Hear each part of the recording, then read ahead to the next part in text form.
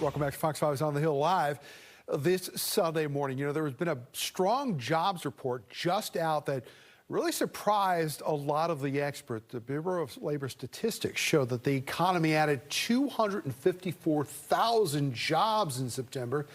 Now, that exceeded expectations by a lot. It was higher than the average monthly gain of about 200,000 over the last 12 months. We want to welcome back into On the Hill Joey Garrison. He's the White House correspondent for USA Today. And I want to talk about those job numbers in just a moment. But I want to start with what you were there for in person the other day in the White House briefing room when President Biden, as far as I know, this is his first. Was his first time? First appearance in the White House briefing room to take questions. Could you walk us through what was going on in the briefing room that day?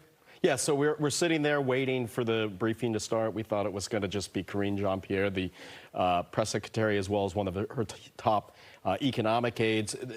And, you know, no one was coming out. It was taking longer and longer. We said maybe something's up. Actually, myself and another reporter, we started talking, could Biden be coming up? And we thought no, because it hadn't happened before. And then all of a sudden, he had never done it before. So, so then all of a sudden, here he comes out the door with Karine. He takes the podium. The first thing he says is, "Welcome to the swimming pool." Of course, the White House swimming pool used to be where the press briefing is.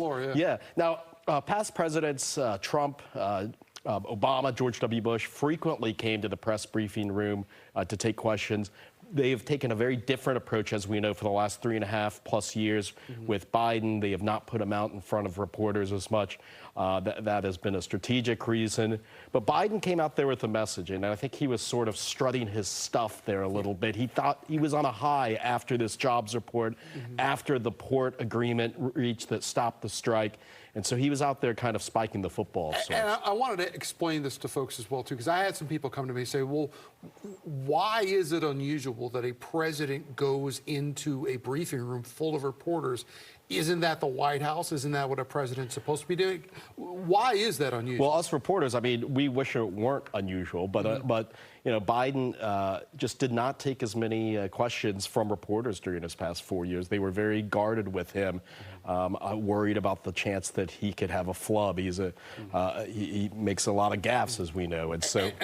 And do you notice, though, that there was a difference in him at all, free of this election campaign now? I think he does feel very at ease right now and more free than I've seen him. I think he is overall very pleased with how Kamala Harris is doing in her campaign. I think he's optimistic about her chances to win. I think that sort of is validated to him that he made the right decision. And then I think he is really trying to hit home what he thinks his legacy things are.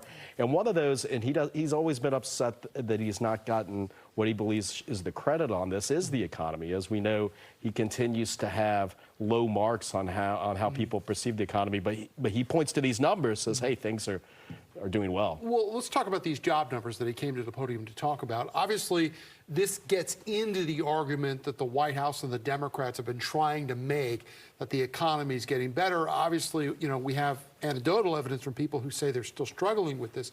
Is this enough of a number to make a difference between now and the next 30 days? Well, look, if you're the incumbent, in this case, Vice President Kamala Harris, you'd certainly much rather prefer a jobs report like this coming out 32 days before election, or 30 days now, than one that didn't meet expectations. I don't think it's enough to totally convince people that, hey, things are doing great now, because inflation, just for couple years now, has just continued to dog whatever else good economic news there is. But it does, you know, still provide a little jolt for them as Kamala Harris tries to defeat Trump. Now, obviously, you know, Republicans are saying this could have been better. You know, if there's, you know, good numbers on the economy right now, they, you know, have to make an argument some way about this. There has been movement in the last couple of days, those on the Republicans, as far as, you know, watching the Republican campaign get a little bit of momentum out of J.D. Vance's performance in the debate. However, following that, you know, we had this immediate news that former President Barack Obama is going to be heading out of the trail. I don't know how much of a big surprise that is. Everybody was kind of expecting this. But there was this appearance by Liz Cheney earlier this week, the former Republican congresswoman, endorsing Kamala Harris weeks ago, but actually appearing at a rally with her this week. This does kind of speak to the fact that Democrats have been trying to reach out to these either moderate independent Republicans who really are not that enthused about voting for Donald Trump. Yeah, and Liz Cheney was speaking in Ripon, Wisconsin, the birthplace of the Republican Party. That was obviously a strategic point there.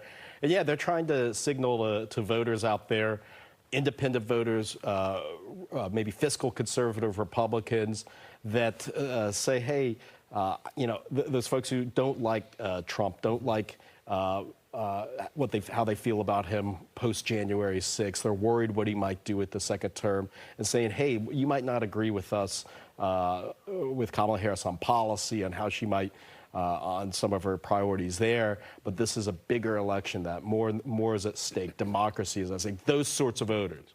Yeah. Real quick, it appears likely FEMA is going to need more money for this hurricane relief. What's the White House saying about getting Congress back in and passing? Well, late Friday night, President Biden sent a letter to congressional leaders, including Speaker Mike Johnson, that basically called that point, said, hey, there is enough FEMA money for the immediate response, but for long-term recovery, there is not. And also small business loan grants. The SBA is about to be depleted in 3 weeks with that funding stream, so they want them to approve that during this break. Joey Harrison is the White House correspondent for USA Today. Always a pleasure to have you here, my friend. Hey, thank you very much. Appreciate it.